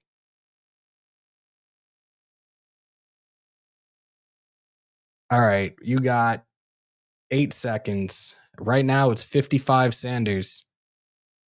3, 2, 1. All right, so we're going to go Shedeur. Let's do it the right way. With the 6th pick of the 2025 NFL Draft, the Las Vegas Raiders select Shedeur Sanders, quarterback, Colorado. 7, they don't need a running back. This is another situation where I'm like, this is a toss-up. So last year, they passed on Brock Bowers. They still need a tight end. Conklin is now in, if I remember correctly, I think Conklin signed a 1-year deal with the Chargers. They have Justin Fields as their quarterback. I think it's going to be Membu, though. I think it's going to be Membu at 7 for the Jets. So we go to number 8. You got the Carolina Panthers there. You see what the needs are. They need an edge. They need a corner. They need a tight end. They need a receiver. They can pretty much go wherever they want. I think that they're going to go the route of Jalen Walker here with that 8th pick. Greg Alaris says Will Johnson. Walt says Jalen Walker or McMillan. I think it's going to be Jalen Walker. So 8 overall, and now we're here at 9 with the New Orleans Saints. They need another team that needs a little bit of everything. I think that they may go one of 2 ways here. They can go Will Johnson. They can go Kelvin Banks.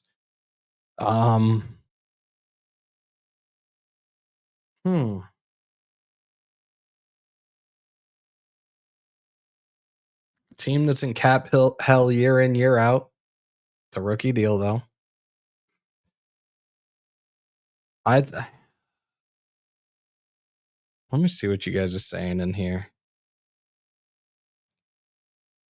You said McMillan or Mike Green. The edge rusher out of Marshall. They will reach for Dart. Greg Lira said Banks.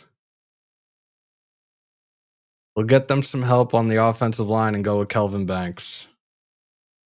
Now, here is a scenario that I talked about that I said, if we pass Genty at 6, this is probably exactly what's going to happen. So I'm just going to pull the trigger on it now. With the 10th overall pick in the 2025 NFL draft, the Chicago Bears select Ashton Genty, running back, Boise State. Going forward, the Niners have lost a lot of players.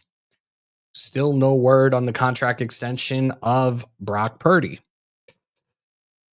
They can go a couple of different ways here. I think that they're going to go Will Johnson, the corner out of Michigan here. Let me see what you guys are saying, though.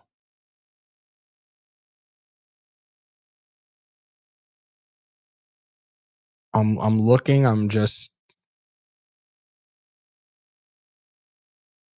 Yeah, I think right here, Will Johnson might be that pick for them. McMillan or Will Johnson. Yeah, I think it's going to be Will Johnson. And here's where the trouble starts with Dallas. Dallas can go a couple of different ways here. They can go receiver all day long if they wanted to. And if they're going to go that route, they'll be the team to take McMillan with the 12th overall pick. Miami, they just lost Javon Holland. They're in need right now of a defensive back. I think that they'll go the route to fill that void for Javon Holland and take Malachi Starks. The Colts, tight end, edge, safety, they'll be the team that takes the flyer on Tyler Warren. Falcons, defensive help down the board. They already have a tight end in Kyle Pitts. They could go linebacker here. Whoa. Walt, I'll let you go ahead, guys. Go ahead.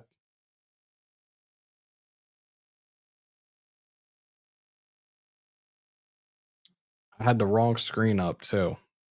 That was a problem. I had the wrong screen up. So where are we going here with Atlanta?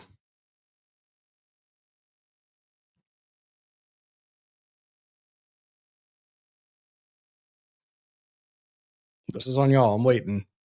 I'll do the next one. You guys take this one.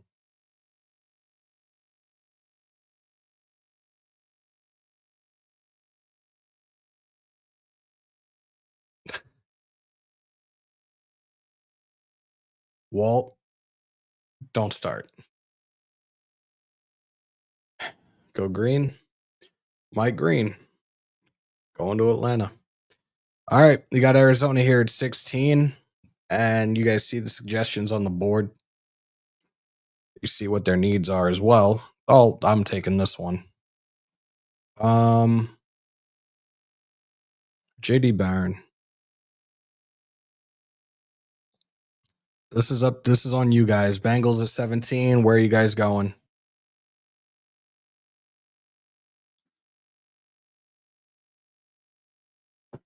Where are you guys going here?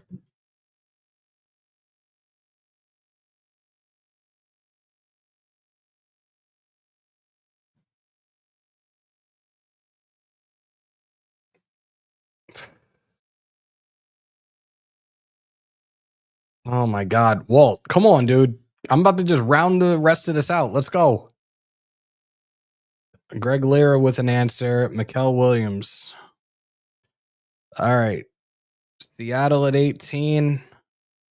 They need a lot of help too. They do need a receiver. I could see Matthew Golden going there. But I could also see them going the route of taking a edge rusher here. Who are they got Darnold as their quarterback, right? Them go the route of an offensive line. Somebody take Tampa.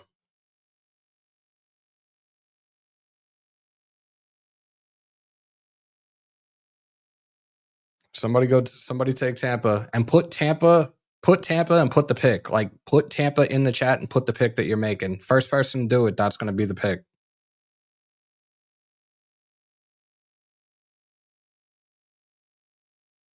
I'm waiting. Subscribe because you're logical, not like unceremoniously black guy. What?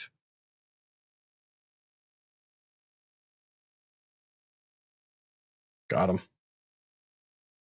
Tampa, Campbell. Okay. There you go. Jahad Campbell. All right. So at 20, fuck. Pains me to do this. Denver is going to go tight end here. The security blanket for Bo Nix, who I think might have a bad sophomore year. 21. Somebody put Steelers, and they don't have a second round pick. Put Steelers and the pick. Salute to Ramon Perez. Welcome to the vault. Thank you for becoming a new subscriber. Appreciate you. It's not my fault. You guys are slow on the keyboard. He said Kenny Grant. Okay. So they don't go quarterback. That's a shock. 22. God, why do I end up with the rivals, you sons of bitches? They need receiver help. They also need an edge rusher now that Bosa's gone. And I think Mack returned. Shamar Stewart. 23. Somebody put Packers in the pick.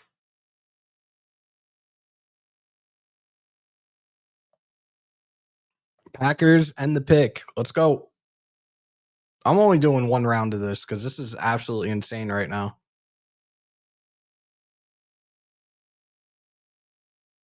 See, now you're starting to talk Super Bowl with Shador on his rookie deal for 3 to 5 years. Interesting. Packers. Oh my God. Here we go. Had to do that, didn't you, Zon?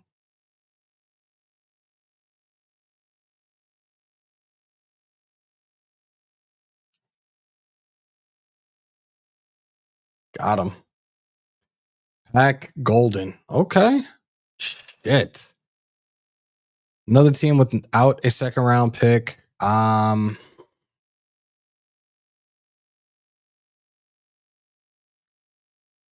gonna go Eamon Worry here for them. All right. 25 Texans. Let's go, guys. Somebody put Texans or Houston and put the pick. Let's go.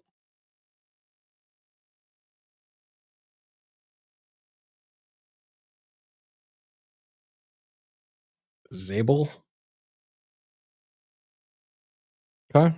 26. You got the Rams. The Rams. I think the Rams could go the route of no, because you got an extension. But that doesn't mean you can't have a quarterback of the future on your roster.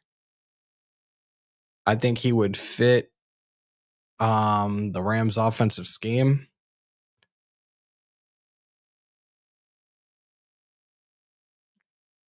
They also need, well, you got Puka. Cup is gone. This is, see, and we've had this conversation. This is where this shit's going to get tricky.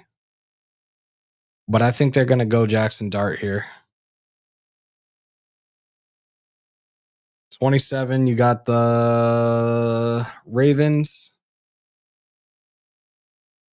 Some interior help for Jackson, or what?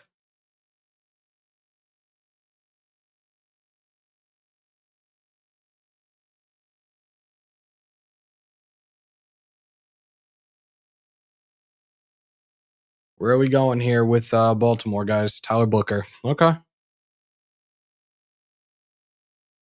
28. Go D-line for them and go Walter Nolan. 29, you got Washington. You guys are up. Let's go.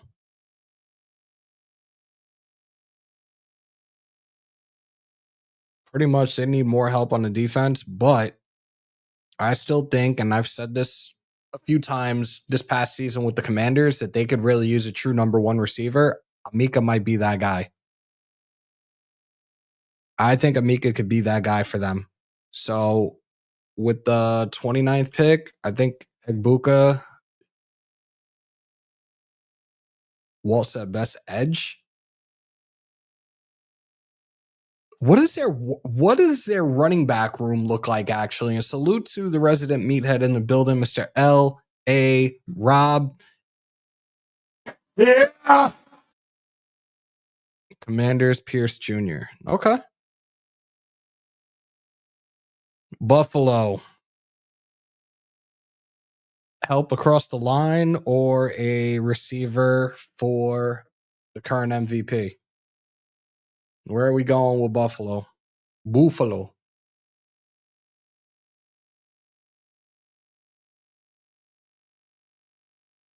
You guys are dragging this. Well said, Harmon. Okay. These motherfuckers. Yeah, I said it. And I know there's people watching on X. That's right. They have Brian Robinson. Okay. The Chiefs. They lost Dooney, right? They lost Dooney. They locked in the dude that we wanted, and I can't remember his name right now. Doesn't matter because he's not a Raider, right?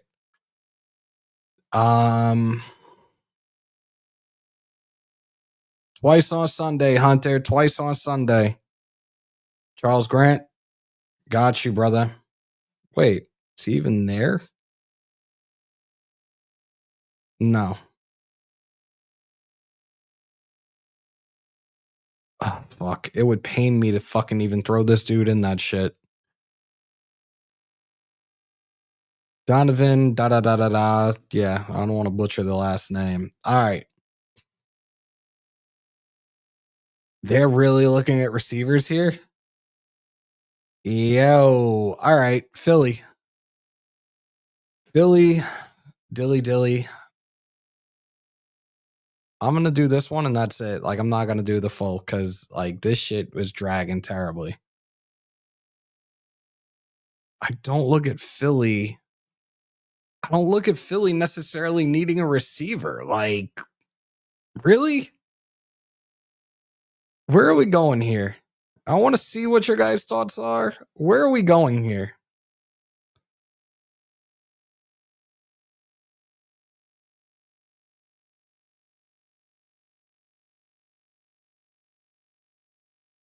O-line for that cheek push. Oh, my God.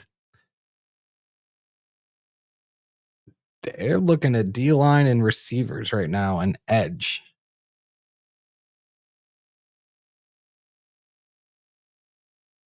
Rob said Trey Amos. Okay. So, let's see. This is what it's looking like in the first round. I'm not going to go the full two because this shit was just ridiculous just now. Cam Ward, Abdul Carter, Travis Hunter, Will Campbell, Mason Graham. We took Shador. Got Membu going to the Jets. Javon Walker out of Georgia going to Carolina. Kelvin Banks goes to New Orleans to shore up that offensive line. Genty, I'm saying it now. If we don't take him at 6, I'm looking at the Bears to take him. Will Johnson to San Francisco. McMillan to Dallas. Starks goes to Miami. Warren goes to the Colts. You got Mikael Green going to Atlanta. You got J.D. Barron out of Texas, the corner going to Arizona. You got Williams out of Georgia going to Cincy. Simmons goes to Seattle. Campbell goes to Tampa. Loveland goes to Denver. Grant goes to Pittsburgh. Stewart goes to the Chargers. Golden goes to Green Bay to pair up with Jordan Love. That would be very interesting. The safety out of South Carolina goes to Minnesota.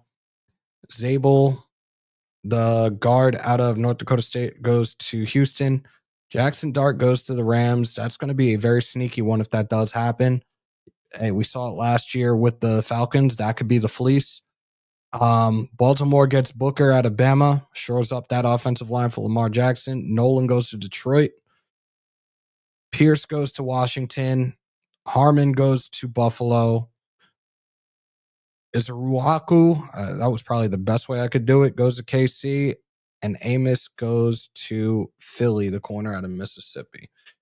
Let's close this out. Do till pick 37. All right, so we'll do that. I think that's fair. 33. These are the best players available. I mean, if he's there, Cleveland can go Hampton right here. Go ahead, guys.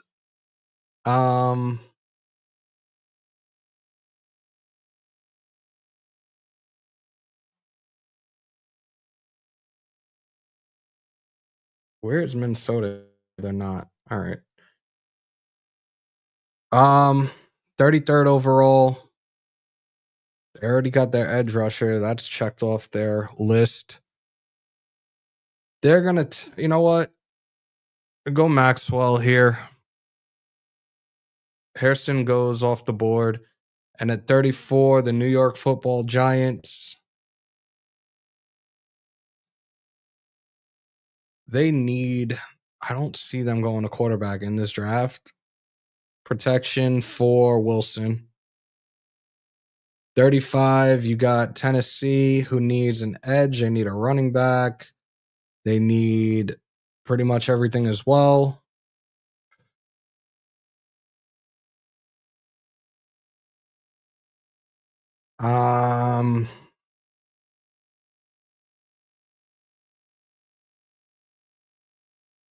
I'm going to have them going with, do I do this right now? Let me see this again. Tennessee, Jacksonville, and us. Okay. I'm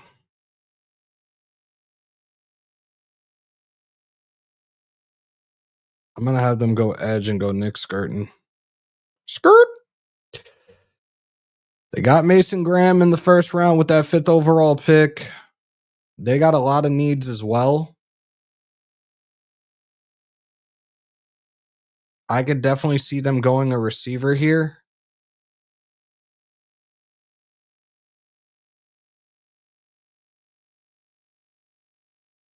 All right. So here we are with the 37th overall pick. Hampton is there for us. Luther Burden is there for us. Siobhan Revel is there for us. We have options. This is how we're going to close this out.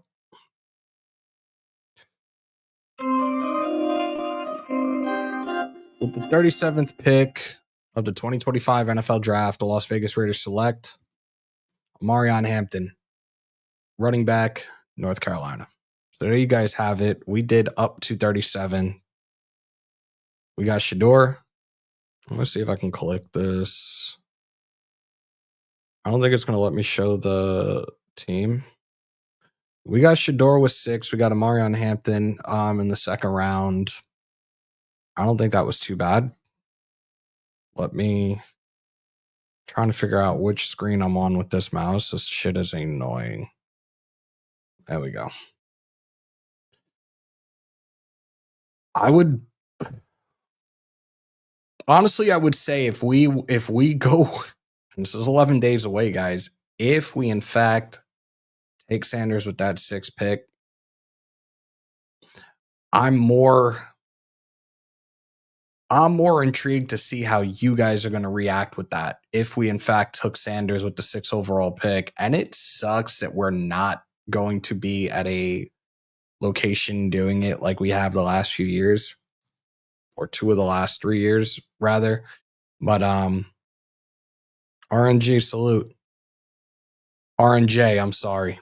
I'm very intrigued to see how that would play out for us, most definitely. But we've been on for over 2 hours. This is probably the longest live we've done in quite some time. Doesn't help that I'm waiting for responses in the chat for the draft.